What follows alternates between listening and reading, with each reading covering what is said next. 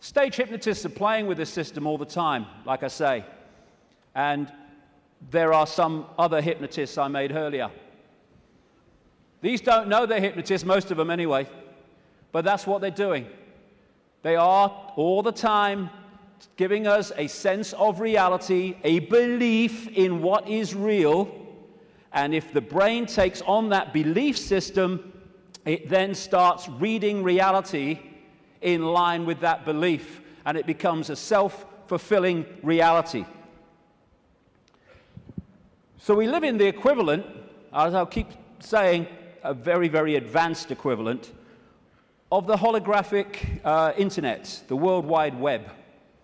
If you say to people, tell me about the internet, they say, yeah, well, it's graphics and websites and words and colors and the pictures. Yes, it is. But the only place that exists in that form, the internet, is on the screen. Everywhere else, it's electrical circuits, etc., etc. You say, tell me about television. They'll say, well, it's moving pictures on a screen. Yes, it is. But the only place that television exists in that form is on the screen. Everywhere else, it's electrical circuits and, in some cases still, many cases still, broadcast frequencies.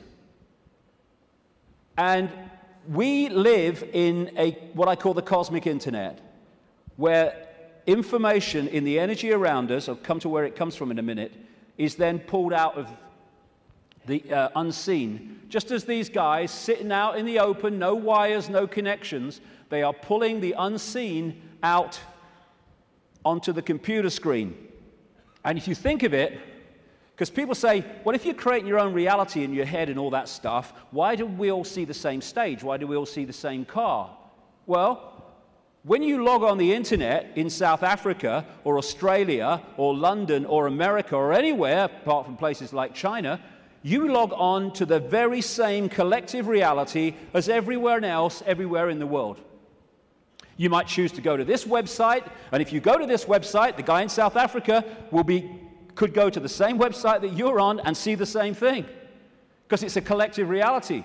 What happens is that we then decide, do we like this website? What do we think of it? Do I want to go there or do I want to go there? That's how we put our individual spin on it. It's the same when you look out the window and you see the same car going past. But I might like the car, someone else might not like the car. But it's the same collective reality. And the body computer is pulling this reality out of the unseen, just like those laptops. And so you got in the Matrix movie that scene where he says, the Matrix is everywhere. It is all around us, even now in this very room. You can see it when you look out of your window or you turn on your television. You can feel it when you go to work, when you go to church, when you pay your taxes. It is the world that has been pulled over your eyes to blind you from the truth. What truth? That you are a slave, Neo. Like everyone else, you were born into bondage, born into a prison that you cannot smell or taste or touch, a prison for your mind. I'll get into the nature of that prison in the second section. So what is this universe? It's information. And it's information decoding information. Just as you put a computer disk in a computer, it's information. The information encoded in the computer then reads the information on the disk. That's what we're doing. And that way, we manifest this apparently out there reality. We too, the so-called human body, is energetic, non-physical in its base form. But when it comes through the decoding system, it becomes the world that we think we're experiencing outside of us. It seems to be outside of us. I'll grant you, my God, I look out here, it looks to be outside of me, but it's inside of us. We are creating it through the decoding system in our heads. Now, I'll go into this area in the new book. What I'm saying is that, well, I'm not saying this, scientists are now saying this. At the center of this galaxy is a massive black hole, and the increasing thinking is, and I would say it fits perfectly, is that there is a giant black hole at the center of every galaxy. What I'm saying is these black holes resonate the base information or the base vibrational frequency of this virtual reality universe. And they interact with what we call the suns. In this case, our sun in this solar system, but of course there's suns all over the place. I'm saying that this vibration triggers from the suns, depending on its vibrational state, because it changes, and that answers a lot of things, as I'll come to shortly. It triggers information of certain kinds being transmitted by the sun, suns in general, in the form of photons. Photons are the base unit of what we call light and other forms of electromagnetic radiation. They carry information. These photons being generated out of the suns, triggered by this vibrational base frequency coming from the black holes, create the cosmic wireless internet within our reality. And that's what we are decoding. The Earth decodes it. It's photon energy, photon information that is passing through the Earth energy grid. It is photon information, what the Chinese in their acupuncture disciplines call qi. That qi is actually photon energy. It is information, which the body computer then is decoding into this collective reality. And just like on the internet, where you can see information and receive it, but you can also post information, so we're interacting with this virtual reality universe and changing it subtly as we put our unique spin on things. And we're creating that world that I keep talking about. Now, some scientists over the years have postulated that this physical world only exists when it's observed. I agree. Why? Because of this. When you put a computer disk into a computer, it does not read all the information on the disk at the same time. It reads that part that it is observing, whatever that laser's hitting at the time.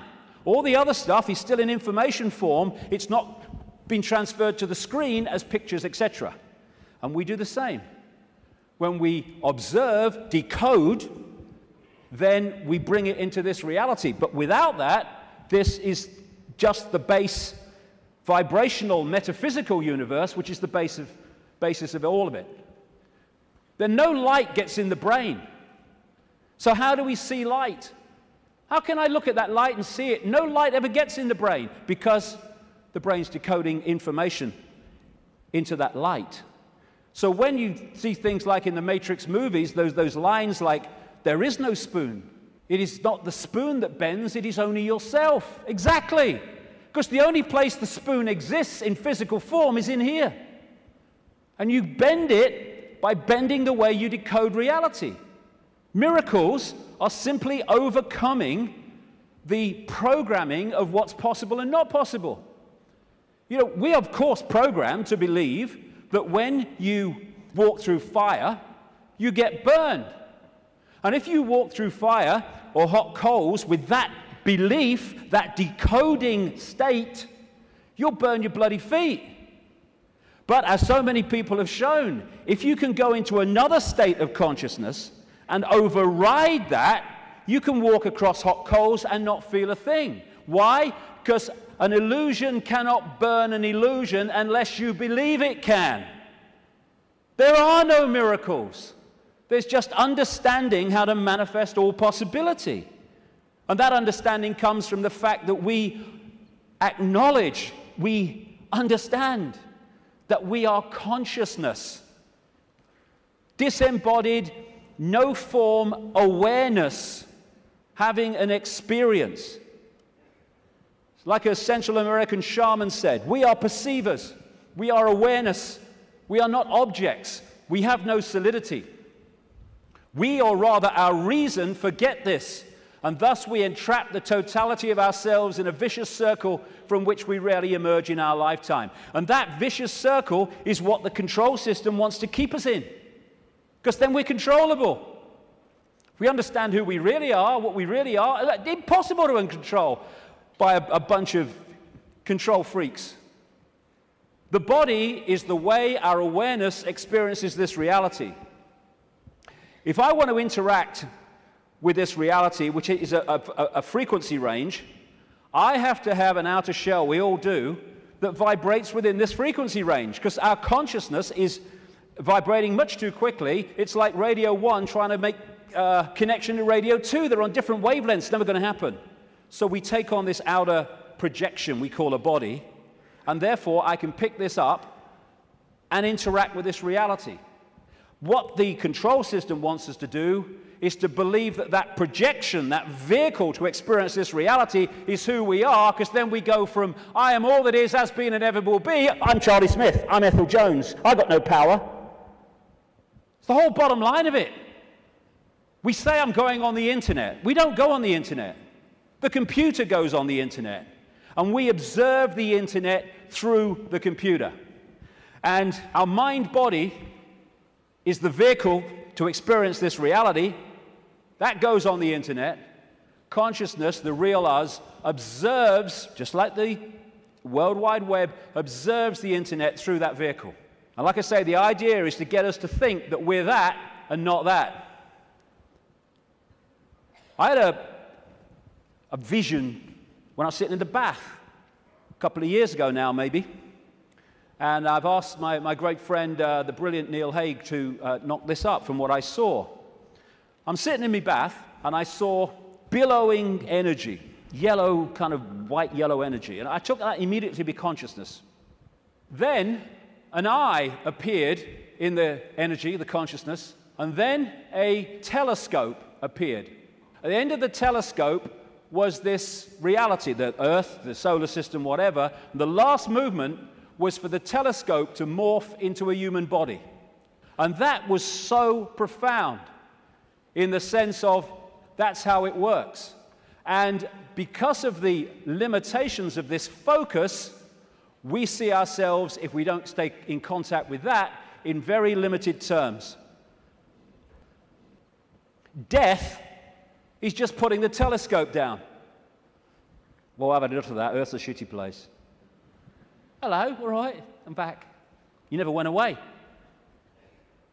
The computer's here. We are observing through the computer. And I want to make the difference, because this will go through the day, the difference between consciousness and what I call the mind. Everything is the same energy in the end, because it's just one unified awareness I call the infinite. But it takes different expressions. Consciousness is the ocean. All possibility, all that is, all awareness. And the mind is like a frozen, denser expression of that, and therefore has great, great limitations in terms of awareness and perception compared with that. And one of the reasons is to interact with this reality, which is much denser than consciousness, we have to have a denser conduit, which we call the mind-body. Therefore, it has to be more limited than consciousness itself. This guy, Ramana Maharshi, a man who lived in India and meditated for most of his life on a mountain in India. I've actually been there. Nice place. He said, mind is consciousness which is put on limitations. You are originally unlimited and perfect. Later, you take on limitations and become the mind. Or as Einstein put it, a human being is a part of the whole called by us universe, a part limited in time and space. He experiences himself, his thoughts, his feeling, as something separated from the rest, a kind of optical delusion of his consciousness. And that optical delusion comes from looking through the lens, the telescope.